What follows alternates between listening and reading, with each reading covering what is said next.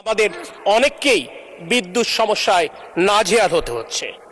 যে কথাটি স্পষ্টভাবে উচ্চারিত হচ্ছে, এই সমস্যা একদিনের নয়। এই পুঞ্জীভূত সমস্যার দায় কোনোভাবেই বর্তমান নির্বাচিত সরকার কিংবা কারণ নয়।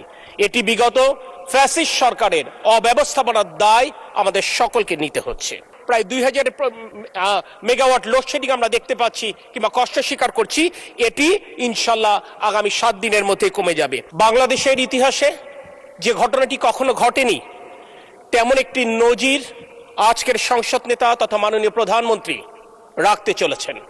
অর্থাৎ বর্তমানের নিরবিচ্ছিন্ন বিদ্যুৎ সাপ্লাই নিশ্চিত করবার জন্য সরকার যে উদ্যোগ গ্রহণ করেছেন, এ ব্যাপারে আমরা মাননীয় প্রধানমন্ত্রী তথা সংসদ নেতার পরামর্শে আমরা মাননীয় বিরোধী দলীয় নেতার সাথেও আলোচনা করেছি, তার পরামর্শ গ্রহণ করেছি।